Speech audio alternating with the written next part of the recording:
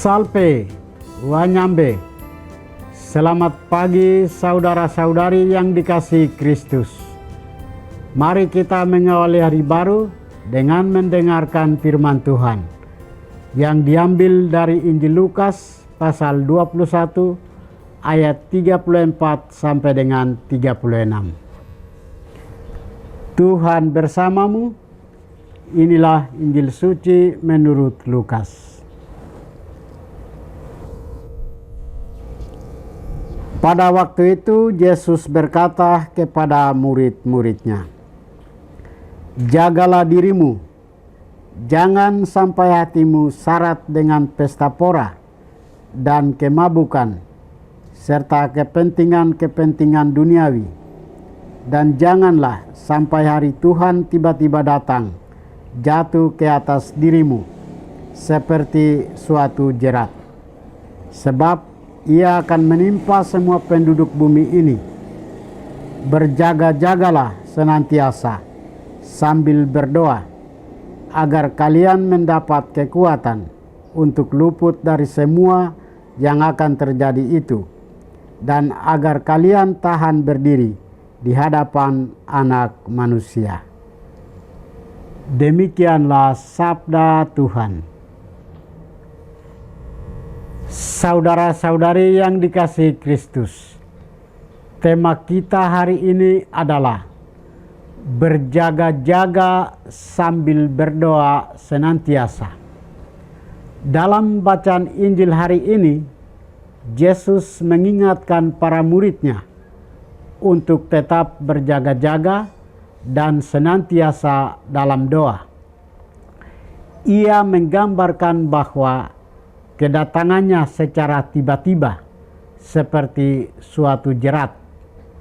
Yesus bersabda, "Jagalah dirimu supaya hatimu jangan dibebani oleh pesta pora, kemabukan, dan kekhawatiran hidup, dan supaya hari itu jangan dengan tiba-tiba jatuh ke atas dirimu seperti jerat. Berjaga-jagalah senantiasa sambil berdoa, supaya kamu beroleh kekuatan untuk luput dari semua yang akan terjadi itu, dan berdiri di hadapan Anak Manusia." Nasihat Yesus ini merupakan nasihat untuk kesiapsiagaan rohani kita di tengah hiruk-pikuk dunia. Saudara-saudari terkasih, ada beberapa hal yang kita harus waspadai dalam kehidupan kita. Pertama, waspadai beban hati.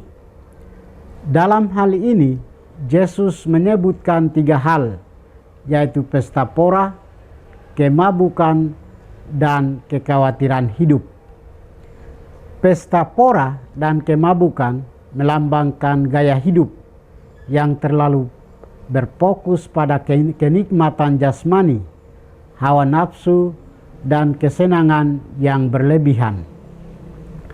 Kekhawatiran hidup merujuk pada hal kekhawatiran yang berlebihan, pengejaran harta, status, atau urusan duniawi yang menyita seluruh perhatian dan waktu kita. Kedua, kesiapsiagaan atau berjaga-jaga. Kita diingatkan agar hidup dalam kesadaran penuh, waspada terhadap godaan, menjaga perilaku, dan selalu melakukan kehendak Tuhan. Menggunakan kesempatan hidup ini dengan melakukan kebaikan dan menghadirkan kedamaian serta sukacita bagi banyak orang. Ketiga, senantiasa berdoa. Doa merupakan sumber kekuatan kita.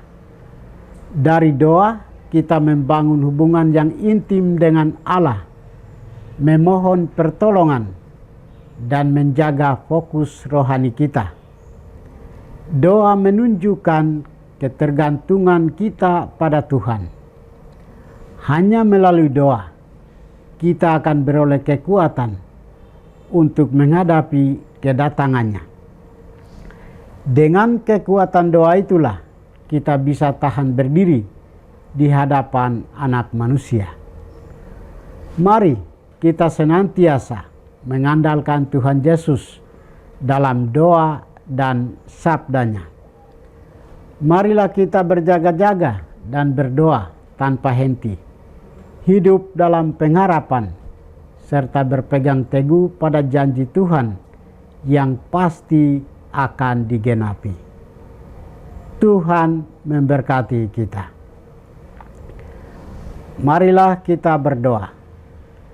Tuhan, pagi ini kami kembali naikkan puji dan syukur kepadamu. Terima kasih karena Engkau sudah menjaga kami saat kami tidur maupun bangun. Terima kasih untuk udara sejuk dan segar pagi ini. Kami mohon, bukalah mata hati kami, agar kami mampu memandang kemurahan dan karya-Mu. Rahmatilah kami dengan kuasa Roh-Mu, agar kami mampu untuk bertobat dan memuji serta memuliakan-Mu melalui pekerjaan dan pelayanan kami hari ini. Kristus terang dunia, berkatilah keluarga kami, jadikanlah kami alat kasih-Mu, dan pantaskanlah kami menjadi hamba-Mu yang setia. Demi Kristus Tuhan dan pengantara kami. Tuhan bersamamu.